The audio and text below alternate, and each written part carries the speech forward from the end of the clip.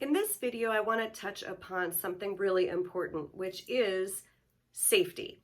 So, especially for those of you that are solo travelers, or if you are intending to be a remote worker and go to other countries by yourself while you are remote working, you're probably thinking like, wow, especially for a woman too, will I be safe? So I just wanted to take a look at this topic because I think a lot of people also are shy away from the idea of a full-time travel experience because they're worried, this is a big concern. So let's first, of course, hear from Voyant, who will present why it's absolutely not a good idea to travel full-time because of the safety issue. Cette idée de voyager à plein temps, c'est quand? No. Really, you must not travel full-time because it is not safe. The world is very, very dangerous. You do not know where you are going. It's stupid. You must not go. You will go, you have this beautiful vêtements, the clothing, your camera. People will steal your things. They will steal everything. And look, you are not quite as beautiful as I am. But you are not completely ugly. So, you are not safe. Do not travel. You must stay exactement where you are. Do not move. Stay there. It's the only safe place in your neighborhood. You stay there. You are safe. You leave your neighborhood. It is not safe. Do not do it. Thanks, Voyant, for that somewhat melodramatic approach to this issue. But look, especially if you haven't traveled a lot in your life, it can seem really kind of scary and uncomfortable to leave what you're familiar with and go into the unfamiliar, especially if you read the news at all. There's definitely justification for feeling afraid about your safety when you travel.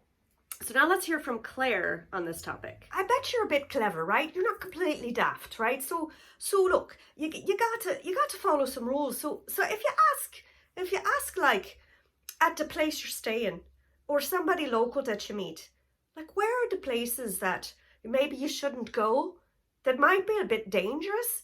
And like what time, like is there a time when it gets dark out? Is it safe? And you listen and you follow the feckin' rules that they give you, then I think you'll be okay. Now, don't go places that they tell you are super dangerous, but that's on a neighborhood level, because the thing is, like even in your hometown, there are places that are dangerous, and somebody that doesn't know your hometown, if they came to your hometown, they might not feel safe, and look at you, you're probably like, what the feck? This is the safest place I know. How could anybody think for a minute that this place ain't safe, right? But that's the way it is, right? It's really that you're just not comfortable because you don't know the place. And once you get to know the place, you feel safer. So what you do to feel safe when you travel is to give yourself the time to know the place. And maybe you stay there for like more than 5 minutes and you spend a few days and you see the places, you see the kinds of people that are there, and like who do you meet that might like show you some cool places and that you can trust. Or if you just end up on your own, that's fine.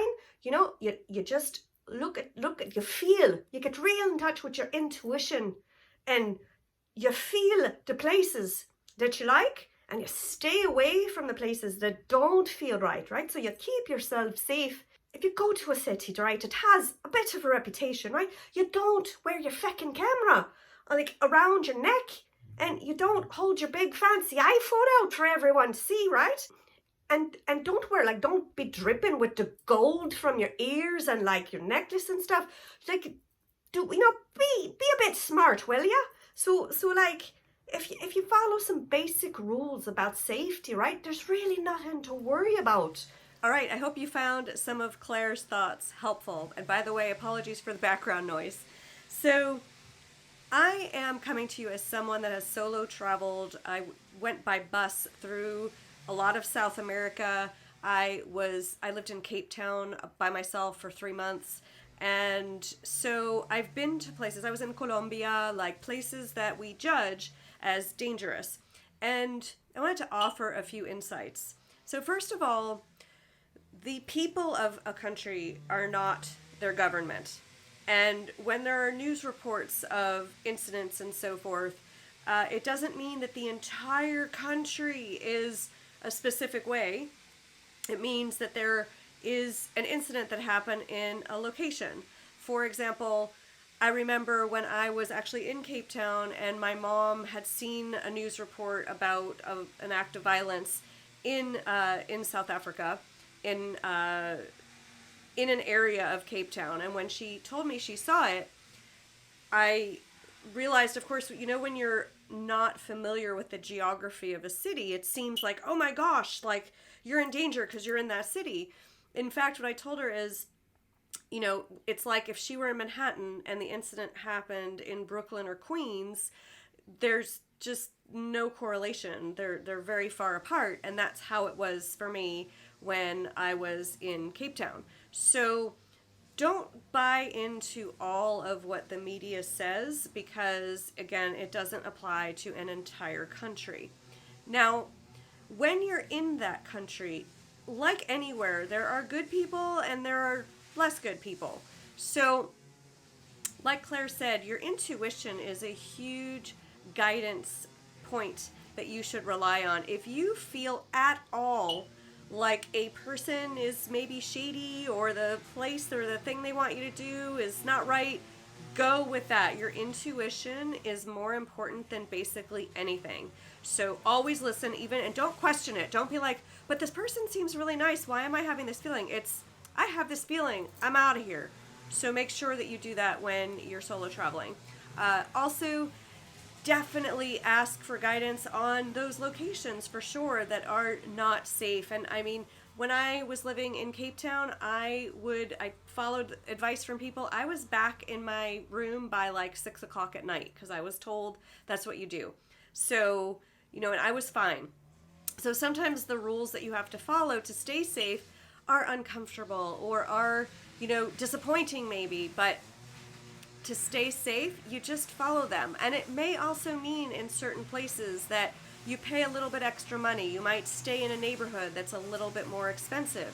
You might take a taxi instead of local transportation so that you're dropped off exactly at your door and that you know that you're safe. You can invest. There are safety tools that you can travel with.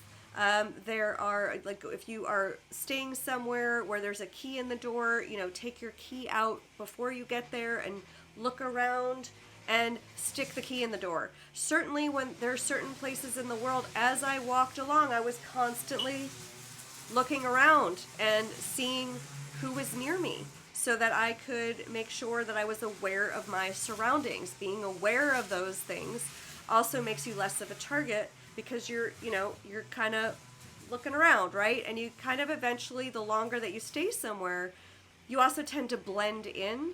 And in fact, I remember in Cape Town, like going to a market and somebody was like, oh, I think I've seen you here before. And, you know, so I felt like, wow, I've, you know, been here a while now and people are starting to recognize me. And again, that's another great way that contributes to safety. And also making friends with some of the local shopkeepers or local restaurant owners so that when you are coming home, people know you, people say hi to you. Again, this can all add to increased safety. So I hope those ideas helped you, and definitely understand that safety is something that you should be concerned about when you're traveling, whether on vacation or full-time, but definitely do be concerned about it, but inform yourself, and it's quite possible to go and be a full-time traveler and also be safe. If you like this video, please hit the like button. If you're not a subscriber yet, please hit the subscribe button and look out for future videos on the topic of full-time travel myths. See you on the next video. Bye.